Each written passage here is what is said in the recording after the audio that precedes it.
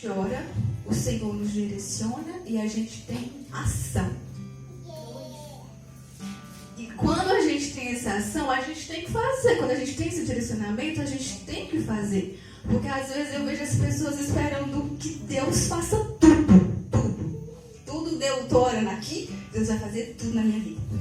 Ou você espera, Senhor, envia uma pessoa para fazer por mim. Mas você mesmo, muitas das vezes, não quer fazer. Porque o direcionamento de Deus, quando Ele fala, é algo certo, é algo certeiro ali. E cabe a você, com o coração obediente, obedecer. Se Ele pede, vai falar com o fulano, fale. Se Ele pede para você consertar isso, você precisa quebrar o seu orgulho. Você precisa matar esse orgulho. Tem muitas pessoas que dizem, mas eu não sou orgulhoso. Já está sendo orgulhoso. Porque nós, nem que seja um nível pequeno, todos nós temos um orgulho. E esse orgulho, ele acaba nos afastando de Deus e do que Deus quer fazer na nossa vida. Porque a gente não se rende. A gente acaba não sendo obediente ao que Deus está direcionando. Aí fala, já faz anos e anos que eu oro por uma causa. Mas Deus não faz nada. Às vezes Deus já mostrou o que é para você fazer e você não faz. Não tinha um filho e ele não tinha um herdeiro por ele não ter um filho. Aí ele orou ao Senhor. Isso relata lá em Gênesis 15. Neemias, ele orou ao Senhor por proteção contra Sabalates e Tobias. Está lá em Neemias 4. Salomão orou por sabedoria. Em Provérbios fala claramente como temos que pedir sabedoria. Porque sem sabedoria nós acabamos tomando decisões erradas, acabamos sendo direcionados a fazer coisas que podem não agradar ao Senhor. Então, ore e peça sabedoria. Filipenses 4, 6 diz. Quem quiser abrir, Filipenses 4, 6. Não estejais inquieto por coisa alguma. Antes as vossas petições sejam em tudo conhecidas diante de Deus, pelas orações e súplicas, com ação de graça.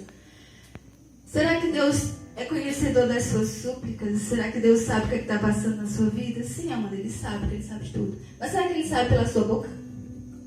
Será que você tem se humilhado, tem se ajoelhado, tem dito, Senhor, eu estou passando por isso.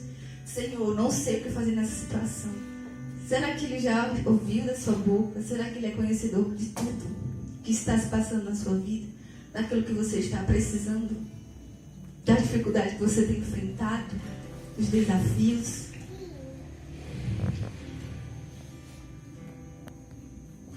Disciplinado em tudo. Principalmente naquilo que é importante e que gera frutos para a nossa vida. A oração gera fruto nas nossas vidas? Sim. Muito, muito, muito mesmo. Quando fala em disciplina, ou quando fala em sermos disciplinados, não quer dizer que a gente faça só o que a gente quer fazer. Hoje eu não acordei querendo orar, mas eu vou orar, porque é importante, me alimenta. Eu preciso orar. Não é questão de querermos, não é questão do dia. Acordei bem, vou orar. Acordei mal, não vou orar. Em todos os tempos, em todas as situações, temos que orar. Temos que estar nos pés do Senhor. Hábito eficaz em faça primeiro o importante. Eu vou dar um exemplo. Eu trabalho fora, meu esposo trabalha fora. Quando chega na hora do almoço, eu já chego com a mente, eu vou fazer o almoço. Ou seja, eu estou fazendo primeiro o que é importante. Mas eu poderia chegar e fazer outra coisa, não poderia? Eu poderia mexer no meu celular, eu poderia resolver uma outra coisa. Mas primeiro importante é o nosso almoço, é a nossa alimentação. E com Deus é assim também. Às vezes a gente quer deixar o nosso momento com Deus, o último no final do dia. Que eu acordei em cima da hora, eu não consegui nem orar. Quem aqui já foi trabalhar sem orar e quando caminha aquela voz dizendo, você nem orou, não apresentou o seu dia. Aí você chega no trabalho, dá aquele bom dia e as pessoas já olham assim, cara, tá com cara diferente hoje. Né? Já não tá com aquele semblante de eu tive um momento com Deus. Aquele momento de eu sair guerreiro, eu sair mais forte, eu sair mais fortalecido. E orar com as pessoas também no nosso trabalho. Não é porque eles têm a mesma fé que a gente, não é porque eles vivem como nós vivemos, mas a gente vive no mesmo ambiente. Ou seja, chame para orar. A gente pode orar. Mas é uma pessoa que só o Pai Nosso. Ore o Pai Nosso com ela, mas ore, apresente o dia, as coisas, porque quem trabalha em equipe com mais pessoas sabe que em qualquer momento pode surgir um problema. E como é que essas pessoas vão se portar? Como é que você vai se portar? Porque elas vão olhar para você. Em qualquer situação, ei, ora, Amanda, ora aí, Simar. Acontecendo isso, olha aí para essa situação. Existem alguns pontos que influenciam para termos uma vida de oração superficial, ou seja, aquela oração repetida da mesma forma. E o primeiro ponto é a preguiça. Quando temos preguiça, quando a gente deixa a preguiça tomar o lugar da excelência, você não se esforça para orar. Você não se esforça para sair do lugar. O outro ponto são os nossos pensamentos acelerados. Quando estamos pensando em um turbilhão de coisas, a gente não vai conseguir orar. A gente pode te dar uma, duas palavras, mas a sua cabeça, ela tá a mil. A sua cabeça, ela tá tomada de informações. Como é que você vai conseguir orar? Outro ponto, o medo.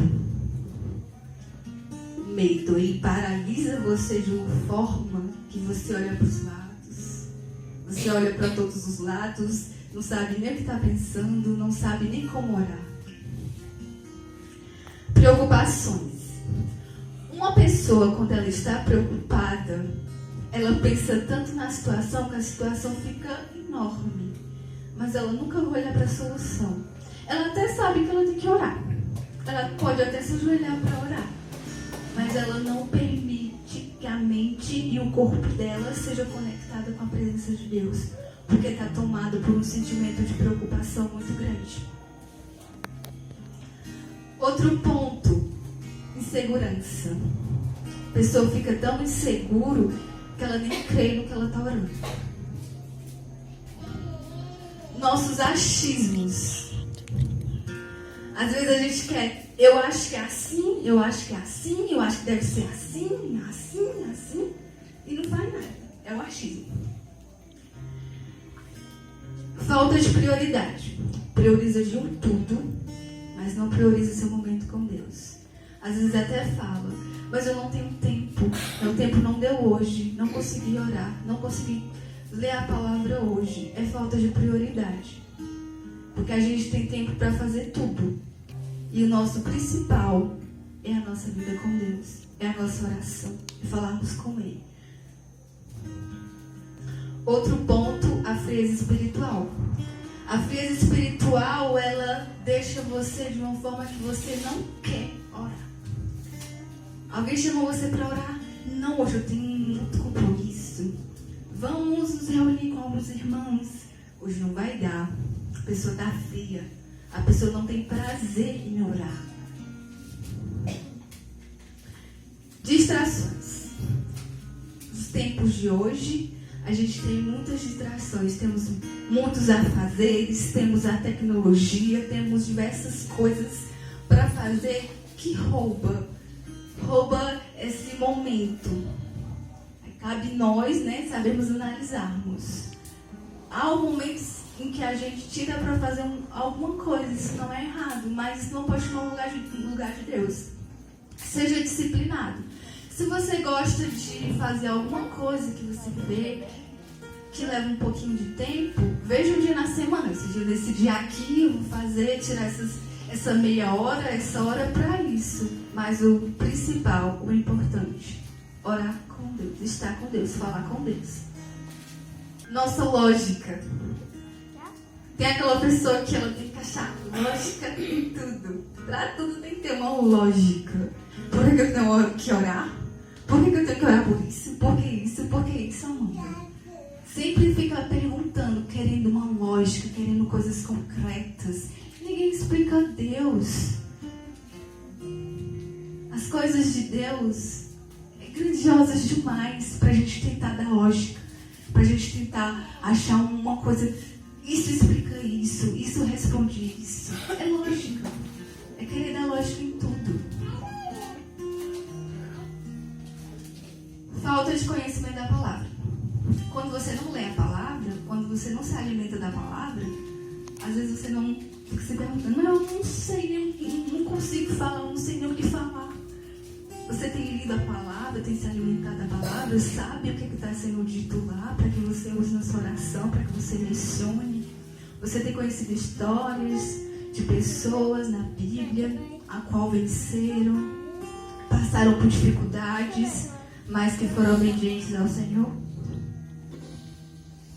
Assim também como tem pontos que influenciam uma oração superficial, também tem alguns pontos que influenciam para uma vida de oração excelente. Quando temos fome e sede de Deus, queremos mais, tudo demais, todo dia eu quero uma experiência nova com Deus, todo dia eu quero buscar mais, eu quero conhecer mais, eu quero mergulhar mais nessa água, eu quero mais dessa água, eu quero muito mais, eu quero ir mais fundo na presença de Deus. Eu quero poder estar na presença de Deus e sair querendo mais. Outro ponto é a nossa ação. Nós temos a ação. Se nossa vida de oração hoje ela não está excelente, ou se ela não está da forma que queremos, ou da forma que é para ser, se você vê, não, eu preciso mais. Não, eu preciso de uma ação. Eu preciso de um posicionamento. É por meio da ação. Porque a nossa ação, ela tem poder. Aquela cadeira, ela só vai se mover dali se eu mover. As coisas nas nossas vidas que precisam ser mudadas, elas só vão ser mudadas quando nós tivermos a ação. Não espere que outra pessoa venha e arraste você. Tenha ação você. Se posicione você. Se precisa de ajuda, busque ajuda. Se precisa de alguém para orar com você, chame essa pessoa. Transparência com Deus. Quando você é transparente com Deus, a sua vida com oração, ela salta. Porque quando você tem um amigo, você se relaciona com ela, você é transparente com ela. Aconteceu alguma coisa, amiga, aconteceu isso. Eu estou passando por isso. Há uma transparência. Com Deus temos que ser transparentes, temos que falar tudo. Senhor, bom dia. Hoje eu estou assim, eu estou assim. Quando você está no seu momento de oração e você não consegue rasgar tudo que está dentro de você, você não está sendo transparente com Ele. Amanda, mas eu não consigo falar. Se esforce para falar. Amanda, mas eu não consigo nem entender o que está passando dentro de mim. Anote, vá anotando o que você está sentindo. Aconteceu essa situação, eu senti esse sentimento. Mas não deixe de se expressar para Deus. Não deixe de ser transparente com Deus. Porque o inimigo, ele não quer que a gente tenha uma vida de oração. É nós que temos que lutar todos os dias para termos isso. Só depende de nós. Só depende de nós. A Simá pode me cobrar para orar todos os dias. Dizer, Simá, tá bom, vou. Tá.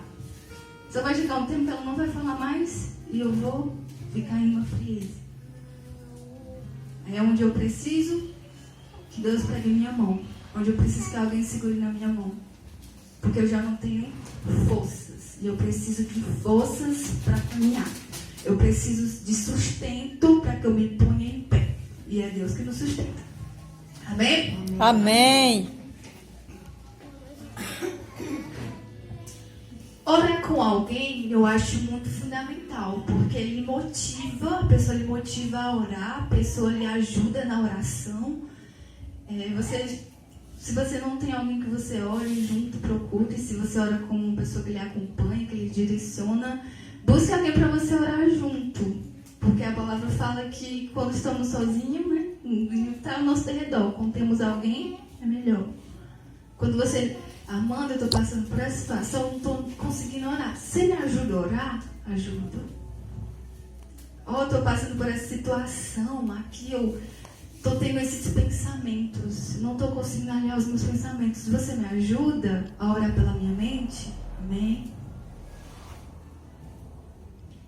Conhecimento da palavra, né? Quando a gente conhece a palavra, a gente mergulha mais, tem uma vida de oração mais profunda.